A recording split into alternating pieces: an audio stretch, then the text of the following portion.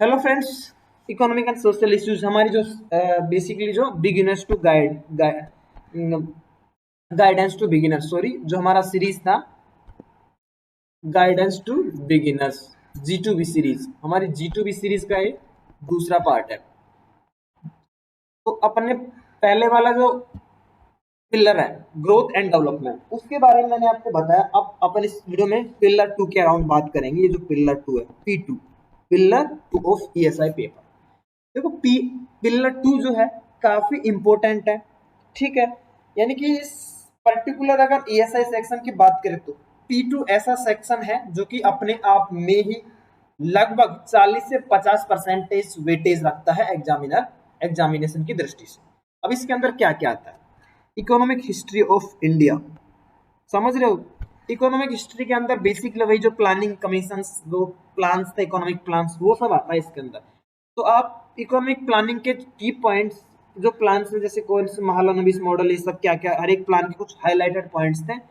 आप अच्छे से मेरा तो यही सोर्स है, आप विकीपीडिया पे सर्च करो 5 ईयर प्लान, विकीपीडिया पे जाओ और 5 ईयर प्लान सर्च करो और पढ़ लो। इतना अच्छे से दिया गया है, एक हार्डली 1 घंटे में आप सारे प्लान पता कर लोगे, मोटा मोटा अंदाजा हो जाएगा। बेस्ट स्ट्रेटजी है।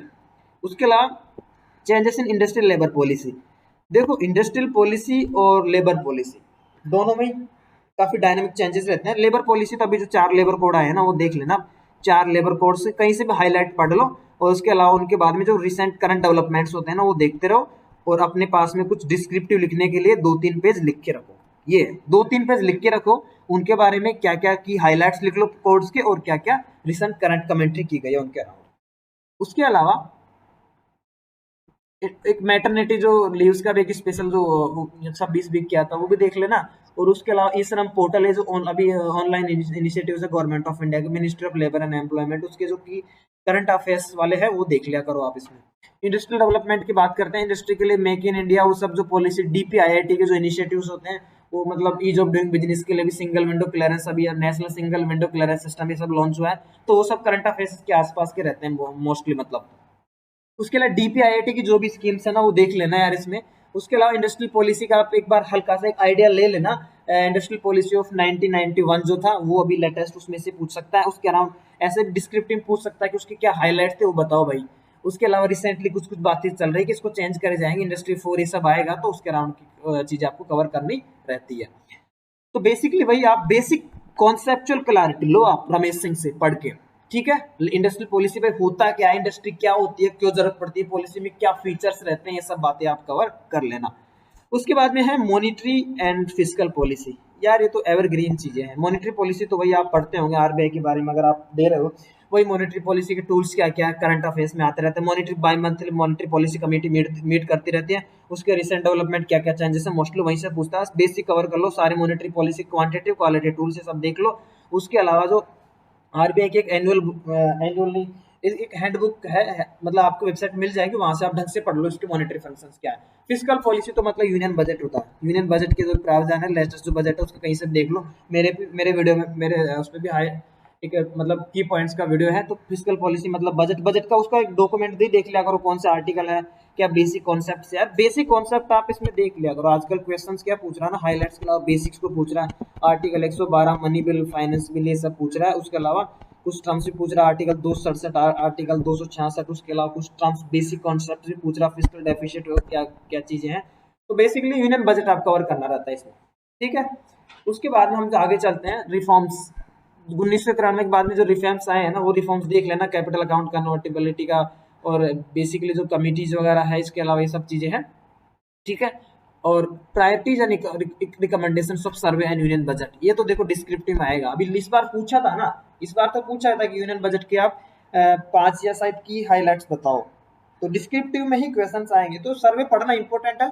तो देखो बढ़िया इसका आइडिया ये है कि सर्वे के लिए आप PIB पे सर्च मारो, PIB आपको बता देता है highlights of the economic survey. तो बेस्ट अप्रोच ये रहती है। अभी पढ़ लेना, अगला बार आएगा फरवरी में, पहले बार पढ़ते हो थोड़ा दिक्कत आती है। तो अगर अगर इस बार का सर्वे पढ़ोगे देखो चीजें रिलेटेड रहती है, कंप्लीट आइसोलेशन में मत कंसिडर करा करो, चीजों का इंटरलिंक होती है। ठीक है ना। उसके बाद में हम देखते हैं Indian money and financial market. इसके लिए तो RBI का एक सर्कुलर है, गवर्नमेंट मार्केट प्रीमियर ऐसा करके है।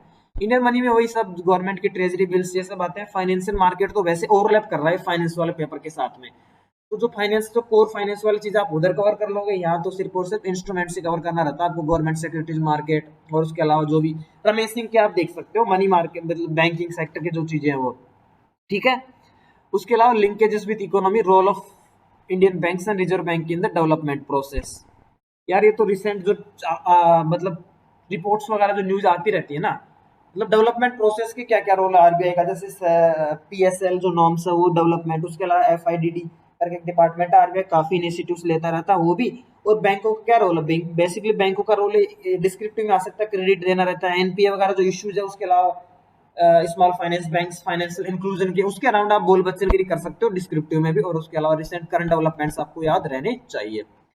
उसके अलावा पब्लिक फाइनेंस, पब्लिक फाइनेंस में हम बात करते हैं, पब्लिक फाइनेंस में जीएसटी वगैरह आते हैं, direct taxes, direct taxes public finance में चलता रहता है कि उसको अंदर पेट्रोल को जीएसटी में लाओ, ये सब लाओ। आप रमेश सिंह बेस्ट सोचते हैं, ऐसे कवर कर सकते हो। अगर पॉलिटिकल इकोनॉमी बात करें तो पॉलिटिकल इकोनॉमी करंट अफेयर्स से आप कवर कर सकते हो, इंपॉर्टेंट आर्टिकल्स कॉन्स्टिट्यूशन के न्यूज में आते हैं। अगर पॉलिटिकल इकोनॉमी से बात करते हैं ना, तो करंट से ही हिस्टोरिकल से पीछे का उठाता है बेसिकली। जो कॉन्स्टिट्यूशन के जो आर्टिकल्स न्यूज में आते हैं ना, वो आप देख लिया करो, हालांकि मैं कवर करा दूंगा, वो मेरा उस हिसाब से जो मेरे को लगेगा काम का वो मैं कवर करा दिया करूंगा आपको। और इंडस्ट्रियल डेवलपमेंट्स इन इंडिया, वो इंडस्ट्री पॉलिसी वाले इंडस्ट्रियल डेवलपमेंट कुछ रिसेंट इनिशिएटिव्स आते हैं, इंडस्ट्रियल न्यूज आती है, तो वो सब चीज आपको याद रखनी है। इंडियन एग्रीकल्चर, एग्रीकल्चर का तो रिसेंट इस सर्वे में दिया रहता है एक फूड एंड एग्रीकल्चर वाला जो टॉपिक, तो उसको आप कवर कर लोगे ना तो आपको आरबीआई में तो काम हो ही जाएगा कम से कम। और उसके अलावा करंट अफेयर्स आप इसको बैक करते रहा करो। सर्विस सेक्टर का भी सेम फंड है, इसमें एक अलग चैप्टर दिया है इकोनॉमिक सर्वे में, वहां से पढ़ लेना। और उसके बाद में करंट जो जो चीजें चलती रहती है वो याद कर लेना, ठीक है। कुछ एफडीआई वगैरह रिलेटेड हो जाते हैं तो ये सेकंड पिलर अपन ने कवर कर लिया है।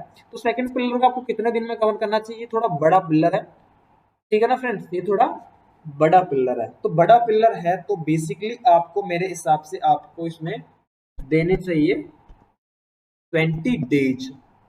20 डेज में आप आराम से कवर कर सकते हो, 20 दिन।